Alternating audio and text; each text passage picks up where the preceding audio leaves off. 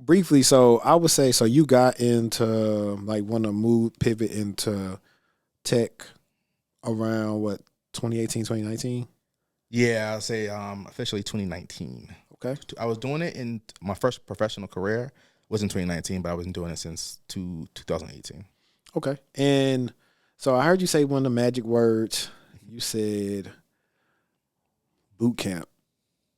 So, well, actually, I want to ask you this though first, right? And this is why I want to ask you this because you're a person that I would presume, because we talked before this, that you were making really good money already in finance. Mm. I have people sometimes where they're making good money in their career, but they want to pivot in cybersecurity or something like that. However, sometimes the jump isn't what they're looking for. And as far as they are increase in salary, or yeah, it's like similar sometimes. Mm. And sometimes they're not willing to say, well, I'm not, finna do nothing laterally and move, lose some of my benefits that I have, and that, which I understand, because sometimes there are extenuating circumstances you can't really much like make a move for. But however, well, most people sometimes aren't getting the same salary. Yeah. But then some people may be making more, but realize they may have to take 2 steps back to get 3 steps forward eventually. Yeah.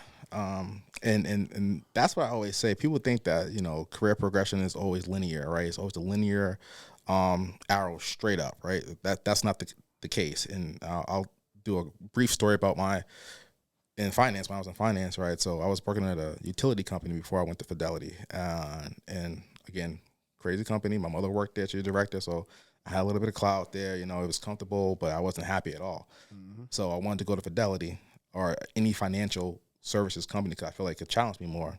So when I got Fidelity, it was actually a pay decrease of about $5,000. We salary transparent here, right? So I don't care about my salary. I'll tell you what I make. So it was about a $5K decrease. That's not that bad. But the bonus was better. So all in all, it was more money in the short term because I got a sign-on bonus when I came, and the bonus was generally better. But it was initially a pay decrease. I decided to go with it because I know that it was going to set me up in the future, right? So that's the same way I would suggest people look at if you want to transition into tech. It's going to be a short term. It may not. This is not even the case 100% of the time. That it may be a short term back. You might have to see yourself downgrading or taking a step backwards in your career as far as your salary expectations go. But you have to see that forward vision. You have to say like, okay, I did my research, so I knew long term that being in tech and being in the role I want to be over the long term, I would be making more money than if I went to traditional financial route that I was currently taking. So when I was at Fidelity, I did the research. My case was a little bit different because I actually would be making more money when I transitioned to tech, right? But in the short term, and we can probably get into this a little bit later too about the exact boot camp I went to. Yeah, I was going to ask you that eventually. Yeah, so the boot camp I went to is a beautiful program. So I'm going to shout this program out. It's called Apprenticeship.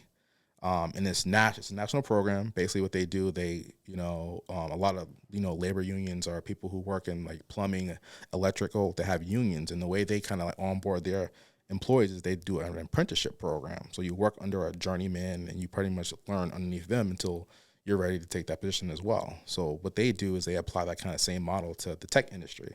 So I went for obviously the software engineering path. So part of that was obviously I had to quit my job.